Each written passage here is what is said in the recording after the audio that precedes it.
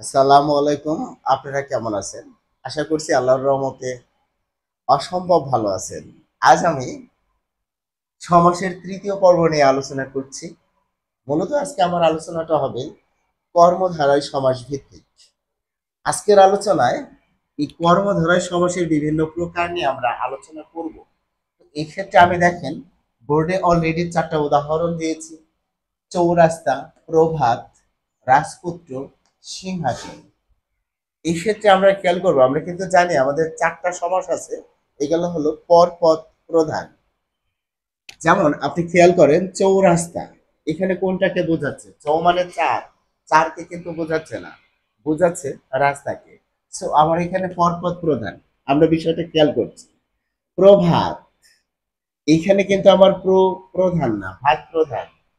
এই ক্ষেত্রে প্র শব্দের অর্থ প্রকৃষ্ট অথবা উত্তম, আর ভাত শব্দের অর্থ আলো বা আলোকিত। যেমন আমরা ছোটবেলায় একটা কবিতা পড়েছি, এখনো পড়ি, যে জন দিবসে মনের হরষে জ্বালায় মমের বাতি, আশু গৃহে তার দেখিবে না আর নিশীতে প্রদীপ ভাতি। এখানে কিন্তু কথাটা বলা হয়েছে ভাতি। এই ভাতি শব্দের অর্থ কি? আলো। তার মানে এই ক্ষেত্রে আমার ভাত শব্দের অর্থ আলো। প্রভাত মানে হলো প্রকৃষ্ট আলো। অন্ধকার কেটে যাওয়ার পরে সকালে যে আলোটা চলে আসে সেটাকে কিন্তু আমরা বলি প্রভাত। এখানেও কিন্তু আমার ভাত শব্দটা প্রধান, অর্থাৎ আমরা বুঝতে পেরেছি পরপদ প্রধান। দেন আপনি খেয়াল করেন রাজপুত্র, এখানে রাজ এবং পুত্র, এর মধ্যে পুত্র শব্দটা প্রধান। রাজপুত্র বলতে পুত্রকে বোঝানো হচ্ছে, রাজাকে না। সিংহাসন বলতে আসনকে বোঝানো হচ্ছে, সিংহকে না। তার মানে এখানে আমি যে ৪ টা উদাহরণ দিয়েছি প্রত্যেকটাই কিন্তু আমরা বুঝতে পারতেছি পরপদ প্রধান। কিন্তু এদের মধ্যে একটা বিশেষ বৈশিষ্ট্য রয়েছে। যেমন খেয়াল করেন রাস্তার ক্ষেত্রে আমরা যে বিষয়টা খেয়াল করতেছি, পূর্বে একটা সংখ্যা আছে, যেখানে পরপদ প্রধান, পূর্বে যে জিনিসটা আছে সেটা হলো সংখ্যা। আর এখানে পূর্বে যে জিনিসটা আছে সেটা হলো উপসর্গ, পুরোটা একটা উপসর্গ। অনুরূপ ভাবে এখানে রাজপুত্র, এই দুটা শব্দ যদি আমরা খেয়াল করি, দেখেন রাজ এই শব্দটার সাথে বিভক্তি যোগ করা যায়। কারণ আমরা জানি বিভক্তি গুলা কি কি, মনে করে দেখেন। দ্বিতীয় বিভক্তি হলো কে রে, তৃতীয়া দ্বারা দিয়ে কর্তৃক, আচ্ছা চতুর্থী কে রে। দেখতে একই রকম কিন্তু এদের ব্যবহারে ভিন্নতা রয়েছে। পঞ্চমী হইতে, থেকে এবং চেয়ে, ষষ্ঠী বিভক্তি যেটা আছে দেখেন, এটা হলো আমাদের র এবং এর। আর সপ্তমী তে এ অন্তঃস্থ। এই যে দেখেন আমাদের ৬ টা বিভক্তি আমাদের এই ক্ষেত্রে লাগে। আপনি দেখেন আমরা এই রাজ শব্দটার সাথে রাজ এবং পুত্র, এখানে যে ২ টা পদ, পূর্ব পদ যেটা আমাদের রাজ, এইটার সাথে দেখেন আমরা বিভক্তি যোগ করতে পারি। রাজপুত্র মানে কি? রাজার পুত্র। তার মানে রাজার পুত্র, এই হলো আসতেছে আমাদের রাজপুত্র।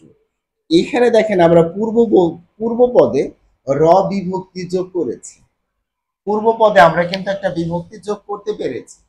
তো পূর্ব পদে আমরা যখন কোনো বিভক্তি যোগ করতে পারবো তখন এই সমাসের একটা নাম হবে।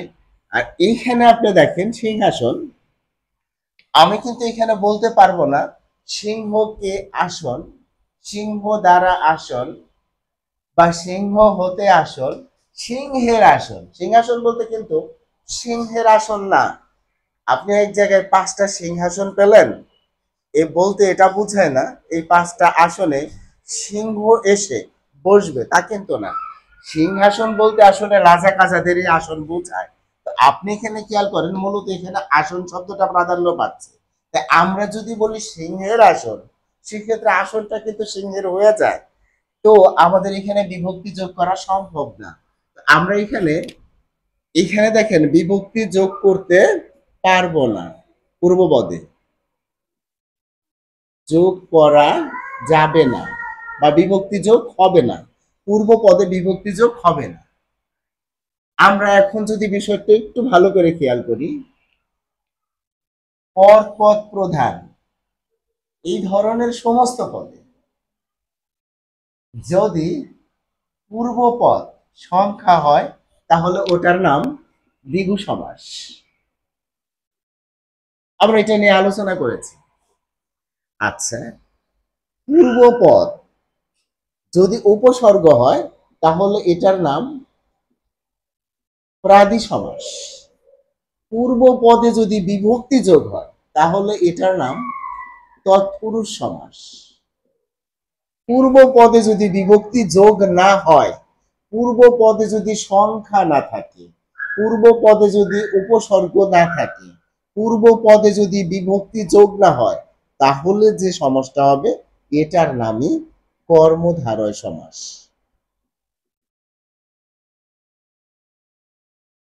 আমার মনে হয় কর্মধারয় সমাস সম্পর্কে আপনাদের এখন আরো স্পষ্ট ধারণা জন্ম নিয়েছে। আমি আরো কয়েকটা উদাহরণ দিয়ে আপনাদেরকে বোঝানোর চেষ্টা করি। যেমন ধরেন ধরেন আমি যদি আরেকটা সমাস লিখি এইভাবে, নীল আকাশ। আমি কি এখানে দেখেন এখানে অবশ্যই আমার আকাশ শব্দটা প্রধান, যেহেতু আকাশ শব্দটা প্রধান, পরপদ প্রধান, সো আমরা কিন্তু এখানে নিশ্চিত হয়ে যাচ্ছি এটা হয় আমাদের দ্বিগু সমাস, না হইলে এটা আমাদের রাজি সমাস, অথবা তৎপুরুষ সমাস, অথবা কর্মধারয় সমাস। প্রথমে আপনি খেয়াল করেন এটা কোনো সংখ্যা না, পূর্বপদটা কোনো সংখ্যা না, তাই এটা দ্বিগু সমাস নয়। পূর্বপদটা কোনো উপসর্গ না, তাই এটা দ্বিগু কি প্রাদি সমাস নয়। পূর্ব পদের সাথে বিভক্তি যোগ করা যায় না। আমরা নীল আকাশ বলতে কিন্তু বলতে পারবো না নীলকে আকাশ, নীল দ্বারা আকাশ, বা নীল থেকে আকাশ, কিংবা নীলের আকাশ, নীল এ আকাশ, এসব কিছু হবে না। ঠিক আছে, মিলে না ওইভাবে। অর্থাৎ যখন আমার পূর্ব পদে বিভক্তি যোগ হচ্ছে না, পূর্ব পদে যে শব্দটা আছে এটা কোনো সংখ্যা না, এবং পূর্ব পদে যে শব্দটা আছে এই সংখ্যা দ্বারা কোনো উপসর্গ বোঝাচ্ছে না, এই ক্ষেত্রে আমাদের যদি পরপদ প্রাধান্য পায়, দ্যাট ইজ কল্ড কর্মধারয় সমাস। আশা করছি কর্মধারয় সমাসটা একদম আপনারা ক্লিয়ার বুঝতে পেরেছেন। এখন আমাদের কর্মধারয় সমাসের মধ্যে যা যা আছে সেগুলো আমরা একটু ভালোভাবে নেব ইনশাল্লাহ। দেখেন কর্মধারয় সমাসে যখন আমরা ব্যাস বাক্য তৈরি করব, মাঝে আমরা ব্যবহার করব যে। যেমন আমরা ধরেন এইভাবে যদি বলি মহানবী, ঠিক আছে, এটাকে যদি আমরা ব্যাস বাক্য তৈরি করি তাহলে হবে কি মহান যে নবী, মহানবী। আচ্ছা, আপনি একটু ভালো করে খেয়াল করেন মহানবী এই দুইটা শব্দের মধ্যে নবী শব্দটা কিন্তু প্রাধান্য পাইতেছে, এবং কর্মধারয় সমাসের বৈশিষ্ট্য এখানে আছে, দ্বিগু সমাসের বৈশিষ্ট্য এখানে নাই, কারণ এটা কোনো সংখ্যা না। আচ্ছা, তারপরে এখানে যেটার বৈশিষ্ট্য নাই সেটা হলো কি, এটা কিন্তু কোনো উপসর্গ না। আচ্ছা, তারপরে এটার সাথে কোনো বিভক্তি যোগ করা সম্ভব না, তাই এটা কি হইতেছে আমাদের কর্মধারয় সমাস। মাঝখানে আমরা যেটা ব্যবহার করছি সেটা হলো যে ব্যবহার করেছি, যে। আচ্ছা, অনুরূপ ভাবে আমি যদি এখানে লিখতাম মহাজন, এটা কিন্তু আমরা লিখতে পারতাম মহৎ যে জন। আচ্ছা, এছাড়া এখন আসেন আমরা এখানে ব্যবহার করতে পারি যে সেই, এই কথাটা নিয়ে আসতে পারি। অর্থাৎ আমাদের ব্যাস বাক্যের মধ্যে আমরা কি ব্যবহার করব সেটা নিয়ে কিন্তু আমরা আলোচনা করছি। আচ্ছা, ধরেন আমি এখানে যদি লিখি চালাক চতুর, চতুর, তার মানে এখানে কি হবে, যে চালাক সেই চতুর, চালাক চতুর। আচ্ছা, অথবা এখানে আমরা ব্যবহার করতে পারি যিনি তিনি, যিনি, তিনি। তার মানে ধরেন আমরা যদি এখানে লিখি জজ সাহেব, তার মানে যিনি জজ তিনি সাহেব, জজ সাহেব। অথবা আমরা এখানে ব্যবহার করতে পারি যা তাই। যেমন আমরা যদি এখানে ব্যবহার করি কাঁচা মিঠা, কি হবে? একদম ইজি। কাঁচা মিঠা মানে মিঠারে কিন্তু বুঝাইতেছে, মানে মিঠাটা একটু কাঁচা আর কি। তখন কি হবে? যা কাঁচা তাই মিঠা, কাঁচা মিঠা। আচ্ছা দেখেন, এখানে কিন্তু আমাদের পর্যায়ক্রমে চলে আসতেছে যে, আবার ধরেন এখানে আমরা যদি বলি আগে পরে, এটাও কিন্তু অনেক সময় আসে। ঠিক আছে, সেটা কেমন? যেমন ধোয়া মোছা, আমরা যদি এই শব্দটা ব্যবহার করি ধোয়া মোছা। ঠিক আছে, তার মানে এখানে দেখেন আগে ধুইতে হবে পরে মুছতে হবে। আগে ধোয়া পরে মোছা, ধোয়া মোছা। এই যে দেখেন আমাদের কর্মধারায় সমাসে এই ধরনের ব্যাস বাক্যে এইগুলা আমরা নর্মালি ব্যবহার করি। আরো আছে এইগুলা ছাড়াও আমরা ব্যাস বাক্যে যেগুলা ব্যবহার করি। দেখেন, একটু ভালো করে বোঝার চেষ্টা করবেন, কারণ কর্মধারয় সমাজটা অনেকের কাছে অনেক সাইড অনেক জটিল মনে হয়। তা আপনি একটু চেষ্টা করলে আপনি মনে হয় যে আমরা পরিষ্কার বুঝতে পারবো। একটু চেষ্টা করে দেখেন, এখানে আমাদের একটা বিষয় আছে, কিছু জিনিস আছে, যেমন ধরেন মাঝখানে, মানে এখানে আমাদের একটা শব্দ, এখানে শব্দ, মাঝখানে এখানে আমাদের এই শব্দ, এই শব্দ থেকে যে বিষয়টা পরিলক্ষিত হয় এরকম একটা কিছু আমরা ব্যাস বাক্যের মাঝখানে বসাবো। যেমন আমরা ধরেন এখানে লিখলাম মৌমাছি। আচ্ছা, এটাকে যদি আমি বলি মৌ মানে তো আসলে মধু। ঠিক আছে, এই দেখেন মৌ মানে মধু, আর আমি এখানে লিখলাম মাছি। আচ্ছা, তাহলে এই মাছিতে মৌ কি করে? সঞ্চয় করে বা সংগ্রহ করে। তো আমরা যদি এখানে লিখি মৌ সঞ্চয়কারী বা মৌ সংগ্রহকারী মাছি, মৌমাছি। আপনি দেখেন ব্যাস বাক্যের মধ্য থেকে জাস্ট এটা যদি আমরা বাদ দিয়ে দিই, তাহলেই কিন্তু আমার সমস্ত পদটা চলে আসতেছে মৌমাছি। এই জন্য ব্যাস বাক্যের মধ্য থেকে যখন পুরা পদটা বাদ দিয়ে, এই যে পুরা পদটা, এটা পুরা এখানে যে কয়টা পদে থাক বাদ দিয়ে যখন আমাদের এই সমাসবদ্ধ পদটা গঠিত হয়, তখন এই জায়গা থেকে আমরা বলি, কারণ এটা কি আমার মধ্যপদ। আপনি দেখেন এই পদটা কিন্তু মধ্যপদ। আচ্ছা, মধ্যপদটা বাদ যায়, এই বাদ যাওয়া আমরা বাংলায় বসে হলো লোপ পাওয়া।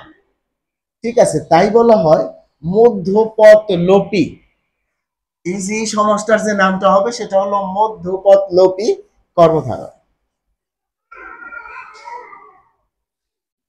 কর্মধারা কেন এটা মধ্যপদ লোপী কর্মধারায় হলো, ব্যাপারটা কিন্তু এই, আমি আরো কয়েকটা এক্সাম্পল দিয়ে বোঝানোর চেষ্টা করতেছি। অর্থাৎ এই ক্ষেত্রে আমাদের ব্যাস বাক্যের মধ্যে কি বসবে সেটা কিন্তু নির্দিষ্ট করে বলা সম্ভব না।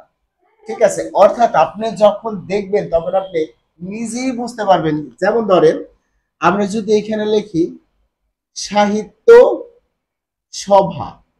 ঠিক আছে, এখন যদি আপনি চিন্তা করেন কি হবে, সাহিত্য আমরা ঠিক লিখলাম, এরপরে আমরা সভাটাও লিখলাম। দেখেন কথাটা কি, সাহিত্য বিষয়ক সভা, সাহিত্য সভা। এইটা মাঝখান থেকে বাদ করে আমাদের এই সমস্ত পদটা হচ্ছে, তাই এটাকে আমরা কি বলতেছি মধ্যপদ লোভী কর্মধারয় সমাস। এছাড়া আমরা যে শব্দটা পরিচিত, আমরা যেটা বারবার উচ্চারণ করি সিংহাসন। দেখেন এখানে আমাদের মূল শব্দটা কি, একটা হলো সিংহ আর এই পাশে কি আসন। এখন সিংহাসন এই ক্ষেত্রে আমরা কি দ্বারা প্রকাশ করব? সিংহ চিহ্নিত আসন। এই যে দেখেন এই চিহ্নিতটা বাদ দিলে আমাদের যেটা হইতেছে সেটাই হইতেছে সিংহাসন। এই জন্য এটাকে কি বলতেছি আমরা মধ্যপদলোপী কর্মধারয় সমাস। আচ্ছা, যাই হোক, আমার মনে হয় মধ্যপদ লৌকিক কর্মধারা সমাস সম্পর্কে আপনাদের একটা স্বচ্ছ ধারণা ইতিমধ্যে এসেছে। এখন আমরা যে বিষয়টা নিয়ে আলোচনা করব, কয়েকটা সমাস একটু খেয়াল করেন। উপমান কর্মধারয় সমাস, উপমিত কর্মধারয় সমাস, ঠিক আছে। আরেকটা আছে রূপক কর্মধারয় সমাস। একটা কথা বলতে গেলে কি দেখা যায়, এই তিনটা সমাস সাধারণত ছাত্রছাত্রীরা বুঝতেই পারে না যে আসলে এটা কেমনি কি করে হবে। যে আমরা যদি একটু চেষ্টা করি এবং আপনারাও যদি মনোযোগ দেন তাহলে সম্ভব। একটু আমরা খেয়াল করি যে এই সমাসগুলা বুঝতে গেলে আমাদের কয়েকটা জিনিস খুব ভালো বুঝতে হবে। একটা হলো উপমেয়, এই শব্দটা বুঝতে হবে এটা কি আসলে। আরেকটা বুঝতে হবে উপমান। আরেকটা জিনিস বুঝতে হবে সেটা হলো সাধারণ ধর্ম। আমরা যদি এই তিনটা বিষয় একদম ক্লিয়ার বুঝি তাহলে আমরা এই সমাসটা পরিষ্কার বুঝবো। উপমান কর্মধারয় সমাস, উপমিত কর্মধারয় সমাস এবং রূপক কর্মধারয় সমাস, এই তিনটা সম্বন্ধে আমাদের পরিষ্কার বোঝা সম্ভব। এই ক্ষেত্রে আমরা ব্যাস বাক্যের মধ্যে ন্যায় বা রূপক ব্যবহার করি, ঠিক আছে। তো কখন আমরা ন্যায় ব্যবহার করি, কোথায় ব্যবহার করি, কখন আমরা রূপক ব্যবহার করি, কোথায় ব্যবহার করি, এটা আমরা পর্যায়ক্রমে বুঝবো ইনশাল্লাহ। তো আগে আমরা জানার চেষ্টা করি উপমেয় কি। এই তিনটা ঘটনার ক্ষেত্রে উপমান, উপমিত আর রূপক, এই তিনটা বিষয়টাই কিন্তু ডিপেন্ড করে তুলনার উপরে। একটার সাথে আরেকটা তুলনা করা হয় যখন, তখনই আমাদের এই ধরনের সমাসের তৈরি হয় উপমান, উপমিত এবং রূপক। তুলনা আমরা কিভাবে করি একটু খেয়াল করেন। ধরেন আমি এইভাবে লিখলাম, ভ্রমর কৃষ্ণ কেশ। সবাই একটু খেয়াল করেন, ভ্রমর কৃষ্ণ কেশ। ভ্রমর শব্দের অর্থ ভ্রমর, যেটা কিন্তু একদম খুবই কালো, একদম কুটকুটে কালো যেটাকে বলা হয়। আর কৃষ্ণ শব্দের অর্থ কালো, আর কেশ শব্দের অর্থ মাথার কেশ বা চুল।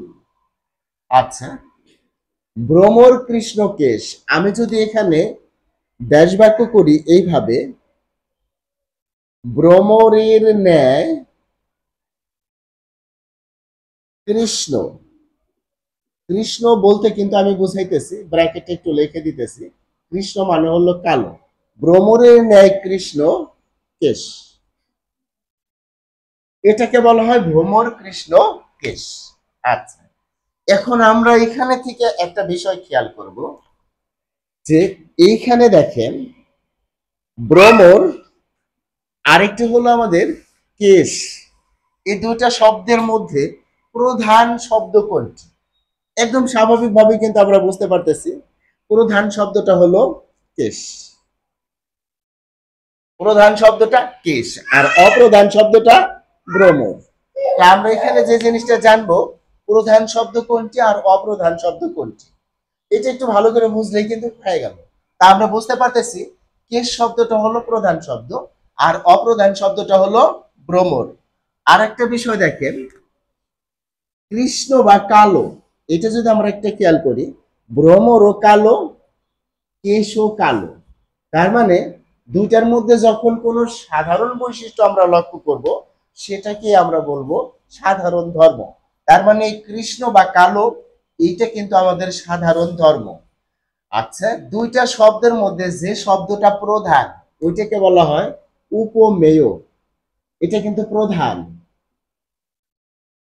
প্রধান শব্দটা উপমেয়, অপ্রধান যেটা প্রধান না এই শব্দটা হলো উপমান, উপমা দেওয়া হয়েছে যেটায়। আর সাধারণ ধর্ম হলো উপমেয় এবং উপমান, প্রধান এবং অপ্রধান দুইটারই সাধারণ বৈশিষ্ট্যকে সাধারণ ধর্ম বলে। দুইটারই সাধারণ বৈশিষ্ট্য, অর্থাৎ এখানে কথাটা হলো উপমেয়, বা আমরা সরাসরি বলতে পারি প্রধান, যেটা আছে প্রধান ও অপ্রধানের সাধারণ বৈশিষ্ট্য।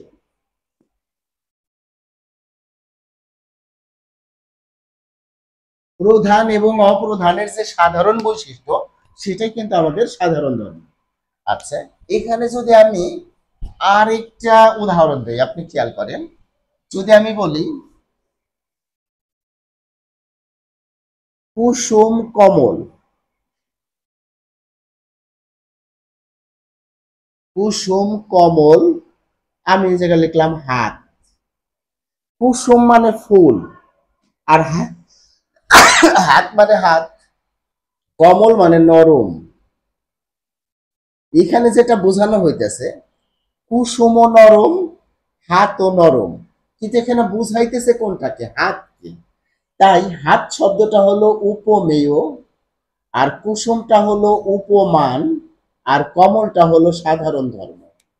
আমার মনে হয় উপমেয়, উপমান এবং সাধারণ ধর্ম এই বিষয়টা সম্পর্কে আপনারা ইনশাল্লাহ ক্লিয়ার। আরেকটা বিষয় আপনি খেয়াল করেন, আমরা যদি কখনো বলি মুখ চন্দ্র, এই কথাটা যদি বলি, এখানে মুখকে চন্দ্রের সাথে তুলনা করা হচ্ছে, তাহলে এই মুখটা প্রধান, তাই মুখটাকে বলা হয় উপমেয়, আর চন্দ্রটা হলো উপমান। এখানে যে জিনিসটা অনুপস্থিত সেটা হলো সাধারণ ধর্ম। সাধারণ ধর্মটা কিন্তু এখানে নাই।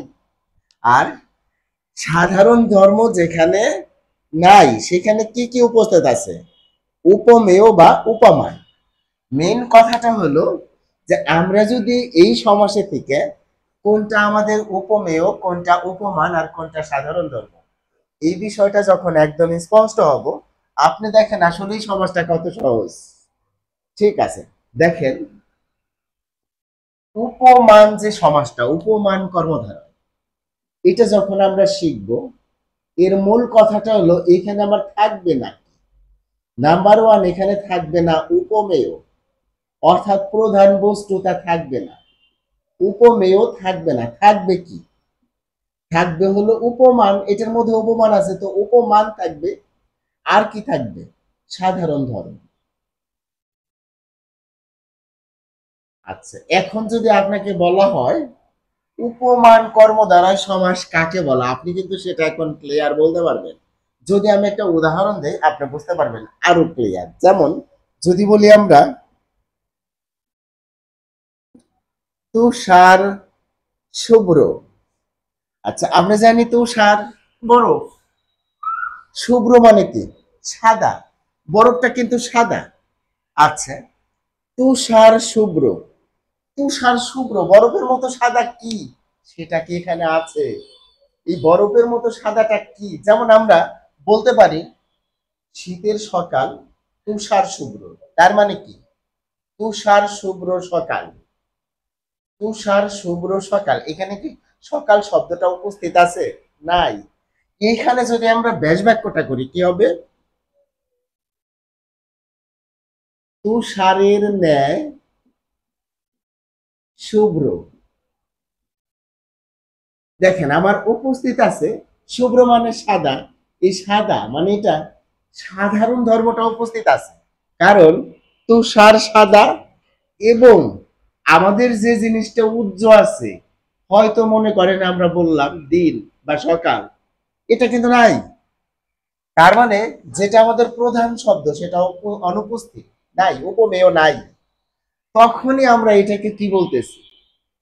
কারণ দিনটাও সাদা, বরফও সাদা, একটা সাধারণ বৈশিষ্ট্য সাদাটা এখানে আছে।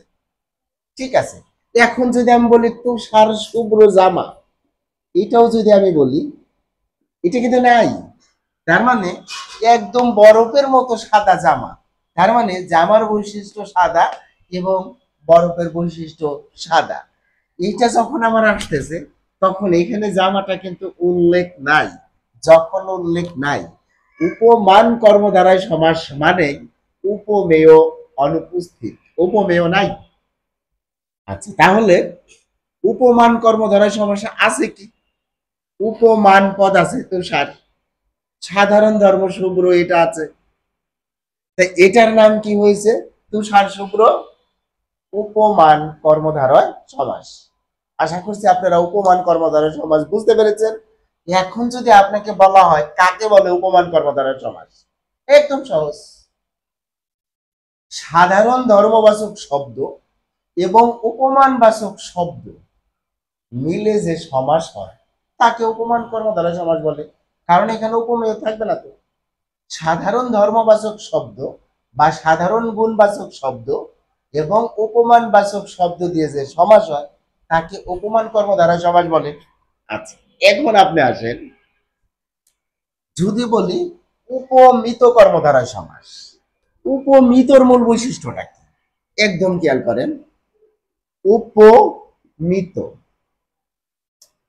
উপমিতর মধ্যে যে জিনিসটা থাকবে না সেটা হলো কি সাধারণ ধর্ম, এটা থাকবে না। থাকবে কি, থাকবে উপমেয়, এবং উপমেয় আগে বসবে ব্যাস বাক্যের সময় সাধারণত। আর কি থাকবে উপমান, উপমেয় থাকবে এবং উপমানও থাকবে, সাধারণ ধর্ম থাকবে না। এই সমাসটাকে আমরা কি বলবো উপমিত কর্মধারয় সমাস। আচ্ছা, যেমন আমরা যদি এখানে বলি, ধরেন আমি এইভাবে লিখলাম সিংহ পুরুষ।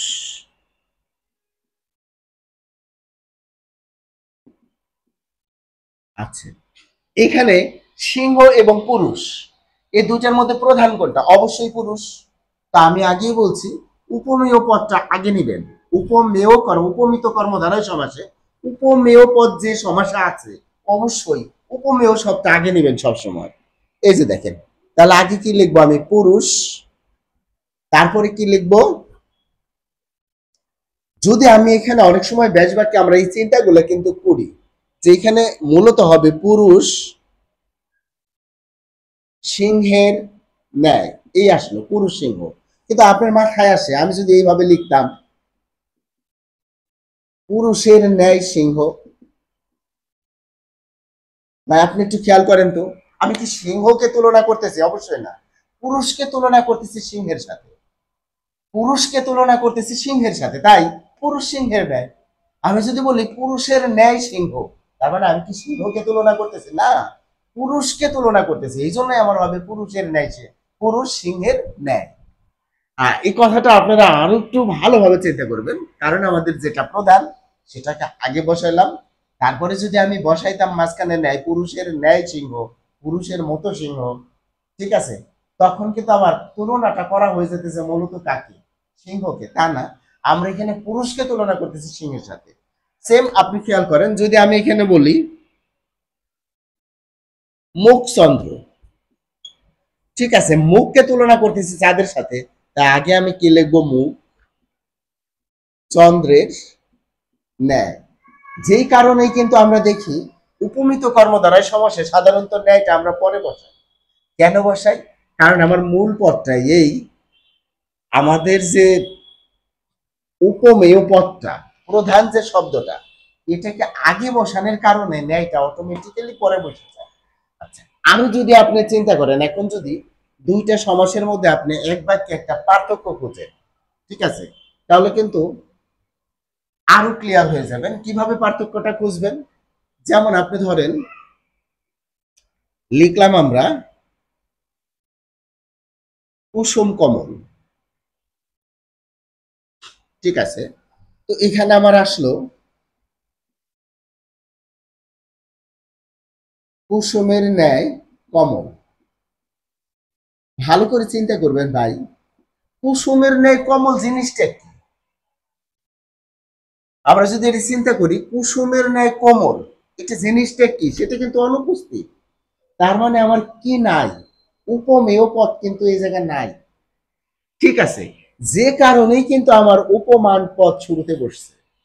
যদি এখানে কোনোভাবে উপমেয় পদটা থাকতো তাহলে আমরা অবশ্যই কিন্তু উপমেয় পদটা আমরা আগে বসাইতাম, মানে প্রধান পদটা আগে বসাইতাম। নাই তো, তাই দেখেন এখানে উপমান পদটা আগে বসছে, এরপরে ন্যায় বসছে, এরপরে বসছে বসছে কমন, বাস হয়ে গেল। কিন্তু বাট আমরা যখন উপমিত কর্মধারায় করতেছি তখন কিন্তু আমাদের এরকম ভাবে হচ্ছে না, বা অর্থাৎ প্রধান শব্দটা আগে লেখার কারণেই শেষে আমাদের ন্যায় যেয়ে বসতেছে। তো যাই হোক, ওটা আলোচ্য বিষয় না, ন্যায় আগে পরে বসাইলে তেমন কোনো সমস্যা হয় না। কিন্তু আমাদের এখানে মেইন যে জিনিসটা আমরা শিখলাম উপমেয় পদটা কি এটা আমরা শিখলাম, উপমান কি এটা শিখলাম, সাধারণ ধর্ম কি এটা আমরা শিখলাম। আর এই তিনটা যখন জিনিস আমরা বুঝতে পারবো, উপমানের ক্ষেত্রে উপমেয় অনুপস্থিত, উপমিতর ক্ষেত্রে সাধারণ ধর্ম অনুপস্থিত। ঠিক আছে, এই দুইটা জিনিস আপনার মাথায় থাকলে আপনি কিন্তু উপমান এবং উপমিত এই জায়গা আর আপনার কখনোই ভুল হবে না। আচ্ছা, নেক্সট আরেকটা বিষয় আসেন, রূপক। আচ্ছা, রূপকের বৈশিষ্ট্যটা কি আমরা একটু খেয়াল করি। যখন আমরা রূপক কর্মধারায় সমাস শিখবো, মাঝখানে আমরা রূপ বসাবো। ঠিক আছে, রূপক কর্মধারায় সমাসে যে জিনিসটা হবে যে এখানে উপমেয় সমান সমান উপমান, তার মানে বুঝাইতেছি হলো এখানেও কিন্তু আমার সাধারণ ধর্ম অনুপস্থিত, সাধারণ ধর্ম থাকবে না, অনুপস্থিত। কিন্তু এখানে যেটা বলা হয় দেখেন, উপমেয় আর হলো উপমান দুইটাকে অভিন্ন কল্পনা করা হয়, আলাদা চিন্তা করা হয় না, একই ভাবা হয়।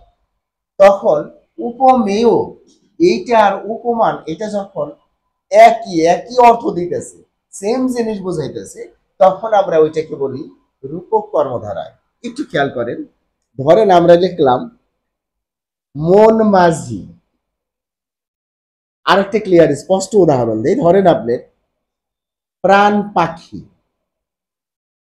আচ্ছা আপনি বলেন তো, আপনার প্রাণ পাখি যাকে আপনি বলতেছেন, ওই পাখি আর আপনার প্রাণ এটা কি আলাদা জিনিস? অবশ্যই না কিন্তু, কারণ আপনার প্রাণও যা, পাখিও তাই। প্রাণ পাখি বলতে আপনার প্রাণটাকেই বোঝানো হচ্ছে। ঠিক আছে, এই যে যে তুলনা, এখানে দেখেন মন মাঝি, মাঝি বলতে আপনার মনকেই বোঝানো হচ্ছে, প্রাণ পাখি বলতে আপনার এই পাখি বলতে প্রাণকেই বোঝানো হচ্ছে।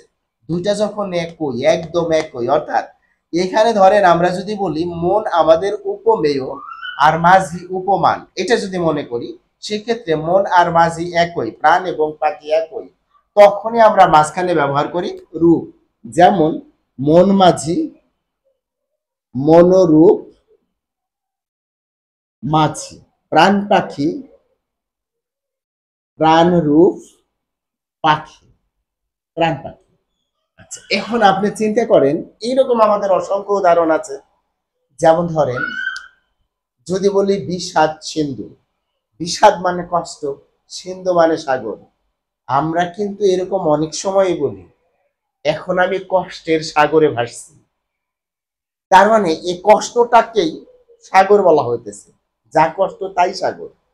এইরকম অর্থাৎ দুটাকে যখন অভিন্ন চিন্তা করা হয়, তখনই কিন্তু আমরা নিয়ে আসতেছি মাঝখানে রূপ। বিষাদ সিন্ধু, বিষাদ রূপ সিন্ধু, ক্রোধানল, ক্রোধ রূপ অনল। ঠিক আছে, ঠিক এরকম ভাবে আমাদের যথেষ্ট এক্সাম্পল আছে। তবে আমি আজকে আপনাদের শুরুতে যে কর্মধারয় সমাসগুলো করছিলাম, এগুলো ছিল সাধারণ কর্মধারয় সমাস।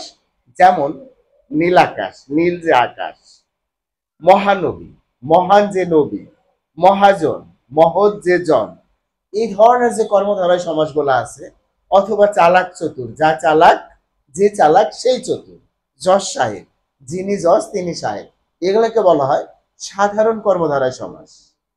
মাঝখানের পদ যখন লোপ পায়, যেমন সিংহ চিহ্নিত আসন, এই ধরনের সমাসকে বলা হয় মধ্যপদ লোপী কর্মধারয় সমাস। এছাড়া আমরা শিখলাম উপমান কর্মধারয় সমাস, যেখানে আমাদের উপমেয় পদটা অনুপস্থিত থাকে। উপমিত কর্মধারয় সমাস, সাধারণ ধর্মটা অনুপস্থিত থাকে। রূপক কর্মধারয় সমাস, যেটা উপমান এবং উপমেয় দুইটা পদকে অভিন্ন কল্পনা করা হয়। তাহলে আমরা কর্মধারয় সমাসের গুরুত্বপূর্ণ যা যা আছে সবই আলোচনা করেছি। এখন চর্চার বিষয়, পরবর্তীতে আমরা চর্চা করব ইনশাল্লাহ। আজ এ পর্যন্তই। সবাই ভালো থাকবেন, সুস্থ থাকবেন। আল্লাহ হাফেজ।